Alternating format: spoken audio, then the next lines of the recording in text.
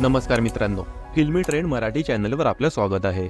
मित्रांनो, तुझ्यात जीव रंगला या मालिकेतून प्रेक्षकांच्या मनात घर करणारी छोट्या पडद्यावरील लोकप्रिय अभिनेत्री अक्षया देवधर हिने पाठकबाई बनून प्रेक्षकांना आपलंसं केलं। तिची पहिलीच मालिका प्रचंड गाजली। तब्बल 4.5 वर्ष ही मालिका सुरू होती। त्यानंतर अक्षया पुन्हा एकदा नव्या प्रोजेक्टमध्ये आपल्याला दिसेल अशी प्रेक्षकांना आशा होती। मात्र त्या मालिकेनंतर ती छोट्या पडद्यावरून गायब झाली। आता नुकत्याच दिलेल्या मुलाखतीत तिने यामागचं कारण सांगितलं आहे। लोकप्रिय मराठी अभिनेत्री अक्षया देवधर हिने तुझ्यात जीव रंगल्यानंतर अनेक वर्ष मालिका का केली नाही याचं कारण तिने सांगितलं आहे। महाराष्ट्र टाइम्सला दिलेल्या मुलाखतीत बोलताना अक्षया म्हणाली, तुझ्यात जीव रंगला ही माझी पहिलीच मालिका होती। ही मालिका 4.5 वर्ष चालली। मालिका संपल्यानंतर 2-3 महिन्यांचा ब्रेक घेऊन हे तर काहीच नाही या कार्यक्रमाचं सूत्रसंचालन केलं। त्यानंतर लग्न झालं। त्या कालावधीत स्वतःला वेळ देण्यासाठी मालिकांपासून दूर राहिले। मालिका करणं हे ध्यानी मनी नव्हतं। नाटक माध्यमातून पुढे जायचं हेच स्वप्न होतं। पण एकही नाटक न करता फक्त मालिकांमध्ये अडकणं हे मात्र माझ्या पसंती पडत नव्हतं। पुढे ती म्हणाली, ब्रेक दरम्यान इतर माध्यमांकडे वळावं असा विचार करून चित्रपट केला।